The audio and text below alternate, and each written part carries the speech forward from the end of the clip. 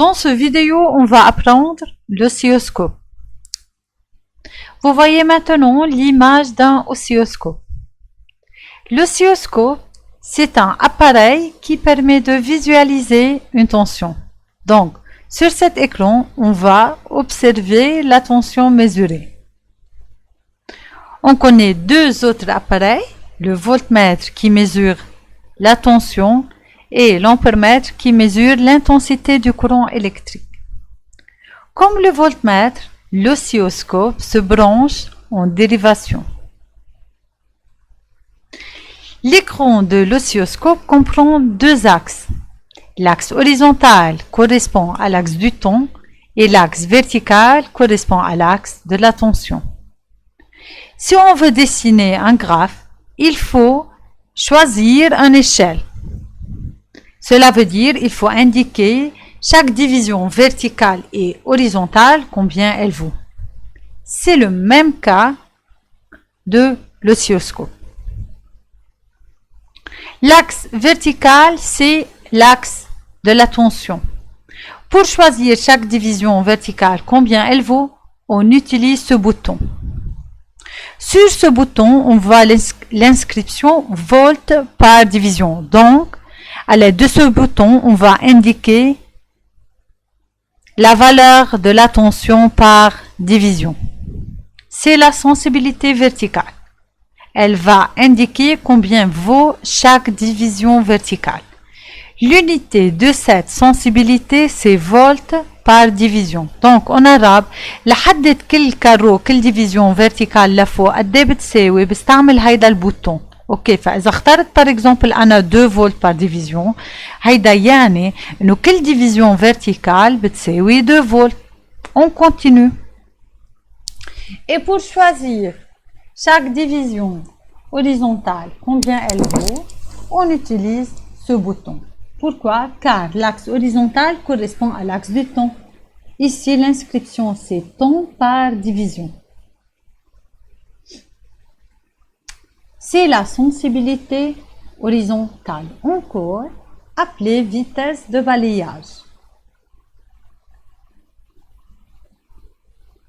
On a deux types de tension. On a la tension continue. Sa symbole, c'est DC. De son nom, on connaît que cette tension, sa valeur reste constante au cours du temps. Et on a la tension variable. Par exemple, on a une tension alternative qui est tantôt positive, tantôt négative.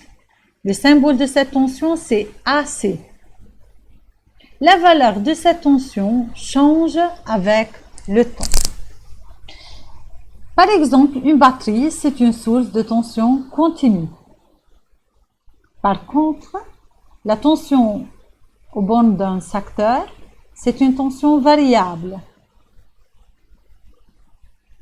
L'oscilloscope, comme tout appareil, elle a entrée et sortie.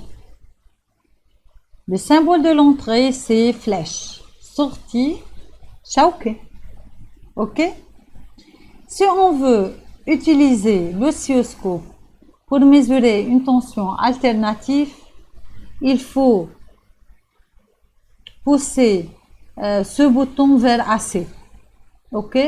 Si on veut, ou bien on va visualiser une tension continue, on pousse ce bouton vers DC. DC, il y a une tension continue. AC, tension variable.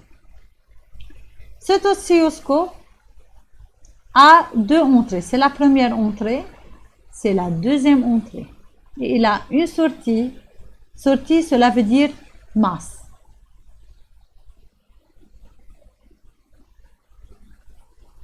Il faut savoir qu'un oscilloscope toujours mesure la tension de l'entrée à la sortie.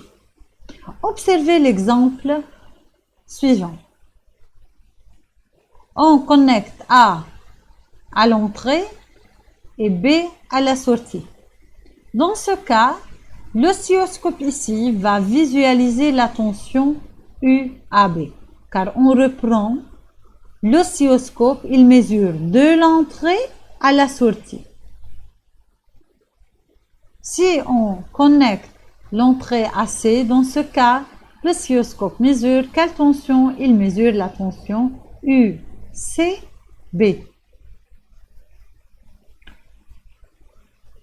Il faut savoir que pour visualiser une tension positive, la masse, cela veut dire la sortie ici, doit être reliée du côté négatif du pile. Pour visualiser une tension négative, la masse est reliée du côté positif du pile. Cet exemple ici, l'entrée du côté négatif et la sortie du côté positif, donc l'oscilloscope il visualise une tension négative. Voici un générateur qui donne une tension continue de valeur 10 volts. On connecte l'entrée du côté positif et la masse du côté négatif. Donc, dans ce cas, l'oscilloscope va visualiser une tension positive. On choisit comme balayage, yani réglage, sensibilité verticale 5 volts par division. Cela veut dire chaque division verticale ici vaut 5 volts. Yani 5, 10, 15, 20.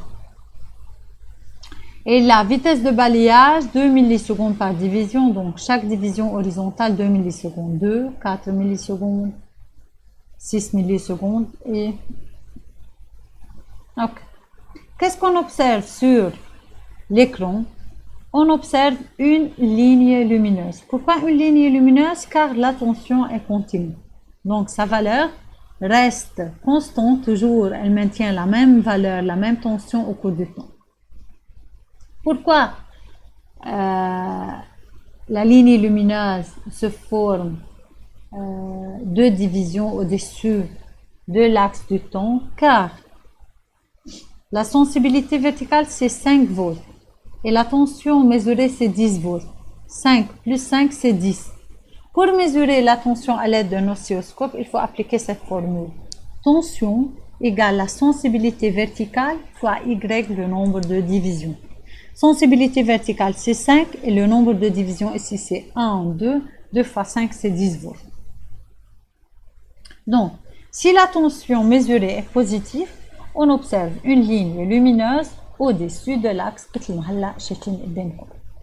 Mais si on inverse les connexions, on va observer une ligne lumineuse mais au-dessous de l'axe, comme on voit ici. Donc, si la tension mesurée est négative, la ligne lumineuse est au-dessous de l'axe. Il faut savoir que son balayage, cela veut dire sans choisir la sensibilité verticale et horizontale. Si l'oscilloscope n'est pas relié à une source de tension, on observe un spot lumineux au centre. Si il est relié à une source de tension, on observe un spot lumineux, mais ou bien au-dessus de l'axe ou bien au-dessous de l'axe. Avec balayage, on a choisi la sensibilité verticale et horizontale, on va voir une ligne lumineuse. Mais dans le cas où l'oscilloscope n'est pas connecté à une source de tension, la ligne lumineuse est au centre de l'écran. Il est confondu avec l'axe horizontal. S'il y a une source de tension, on va observer ou bien une ligne lumineuse au-dessus de l'axe ou bien au-dessous de l'axe selon les connexions. Merci à vous.